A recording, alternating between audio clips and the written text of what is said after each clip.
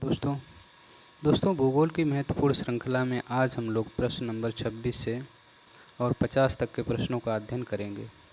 दोस्तों, जैसा कि आप लोग अवगत हैं कि हम लोग ज्योग्राफी के टीचर या शिक्षक बनने के लिए इस महत्वपूर्ण श्रृंखला का अध्ययन कर रहे हैं। आइए बिना देरी के स्टार्ट करते हैं। प्रश्न नंबर 26, मानव संसाधनों का विकास अत्यावश्यक है ताकि लोग प्राकृतिक संसाधनों का विकास कर सकें। दोस्तों, इसका उत्तर सा होगा। अगला, मानव ने पर्यावरण द्वारा प्रदत्त प्रतिकूलताओं को अनुकूलताओं में परिवर्तित कर दिया है। क्योंकि दोस्तों मानव उपकरणों को बनाने में सक्षम है। उपकरणों के माध्यम से उसने प्रतिकूलताओं को अनुकूलताओं में बदल दिया है। तो इसका उत्तर बा होगा। अगला प्रश्न नंबर 28, संसाधनों का संरक्षण आवश्यक है। क्यों आवश्यक है? दोस्तों, क्योंकि संसाधन समाप्त होने योग्य हैं। यानी संसाधन समाप्त होते जा रहे हैं, इसलिए इसका उत्तर सा होगा। अगला, सांस्कृतिक विकास में प्रथम कदम किसके साथ उठाया गया था? दोस्तों, इसका उत्तर बी होगा, जीविका कृषि। अगला,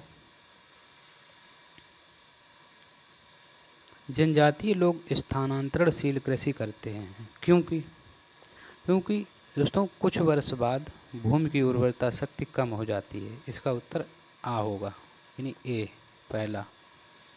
अगला, निम्न में से कौन सी भाषा द्रविड़ परिवार से संबंधित नहीं है? दोस्तों, द्रविड़ परिवार से जो संबंधित नहीं है वो ए है, भूमिज। भूमिज जो है वो द्रविड़ परिवार से संबंधित नहीं है, बाकी सभी द्रविड़ परिवार से संबंधित हैं। अगला, निम्नलिखित में से कौन सा सामाजिक कल्याण का क्षेत्रीय संकेतक नहीं है? तो सामाजिक कल्याण में हम अपराध को शामिल नहीं करते हैं। अगला प्रश्न नंबर 33,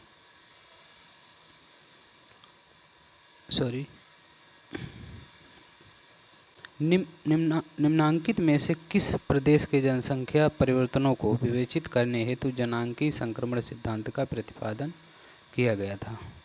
दोस्तों, इसका प्रतिपादन रेवेंस्टीन द्वारा किया गया था। इसके पश्चात थॉमसन ने भी अपना योगदान इस जनांकीय संक्रमण सिद्धांत में दिया, और इसका प्रमुख रूप से प्रतिपादन जो किया गया था वो मुख्य रूप से पश्चिमी यूरोप के लिए आ होगा।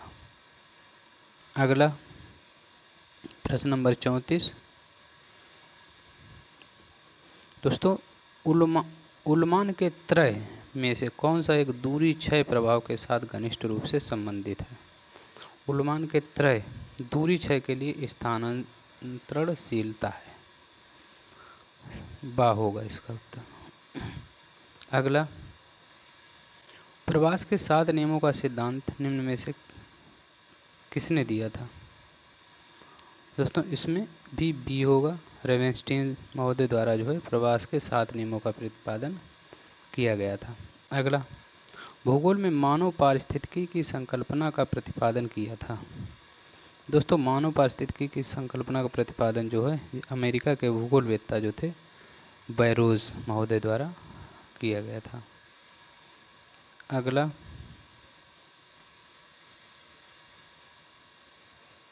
अगला दोस्तों,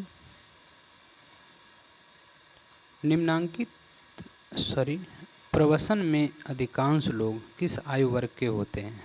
यानी प्रवास जो होता है उसमें अधिकांश लोग जो दोस्तों होते हैं वो यूथ होते हैं। उनमें से उम्र जो होती है 18 से 49 वर्ष, यानी बा होगा इसका। अगला, निम्नांकित में से कौन सा क्रस्टालर के केंद्र स्थल सिद्धांत के बारे में सही नहीं? दोस्तों, 7 भी सही है, 4 भी सही है और 3 भी सही है। इसमें उत्तर कौन सा होगा दोस्तों? इसमें उत्तर जो होगा वो केस ये नहीं सही है। 7 जो है वो क्या होगा? प्रशासनिक क्षेत्र से संबंधित है। जे 4 नंबर जो है वो काहे से है? यातायात और 3 नंबर दोस्तों जो है वो कैसे, बाजार से। K3 बाजार से संबंधित है। अगला देखते हैं दोस्तों, भूदृश्य संरचना प्रक्रम और अवस्था का प्रतिफल है। ये कथन किसका है? वेरी वेरी इंपॉर्टेंट दोस्तों, डेविस महोदय द्वारा प्रतिपादित किया गया था। प्रश्न नंबर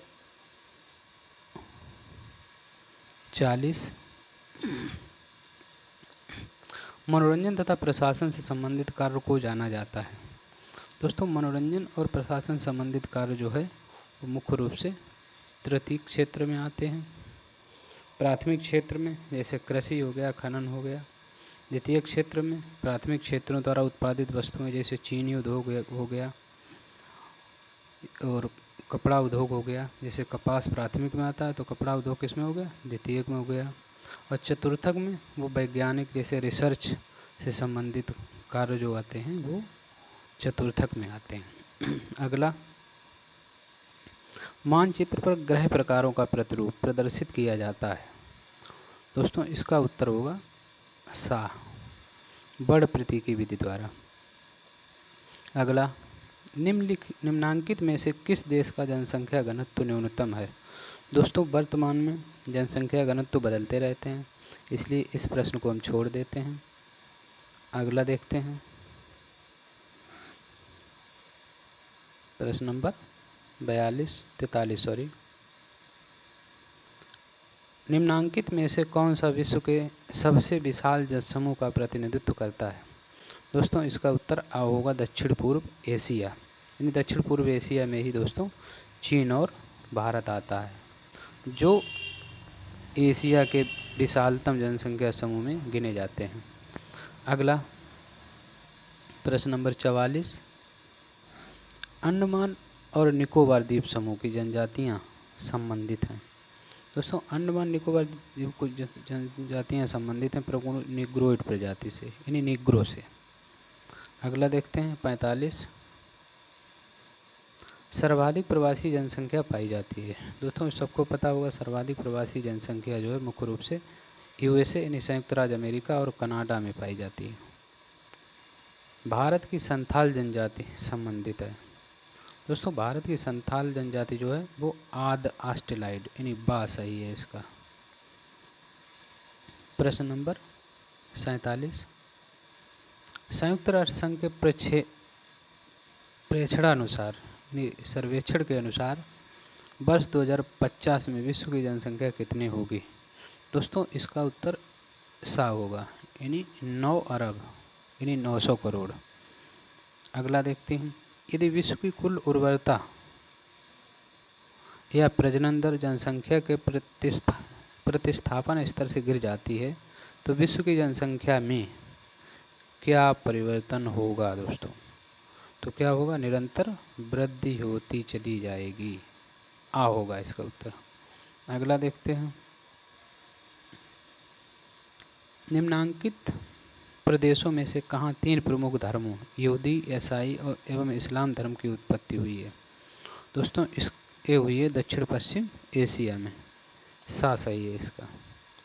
भारत में कृषि योग्य भूमि के सर्वाधिक भाग पर कौन सी फसल बोई जाती है? दोस्तों भारत में देखा जाए तो सबसे अधिक फसल बोई जाती है वो चावल की, यानी क्षेत्रफल पर चावल की, और उत्पादन की दृष्टि से देखा जाए तो वो गेहूं की फसल बोई जाती है। दोस्तों आज की श्रृंखला में इतना ही, कल पुनः मुलाकात होगी। यदि हमारी यह श्रृंखला आपको अच्छी लगी हो तो चैनल को सब्सक्राइब करें। धन्यवाद।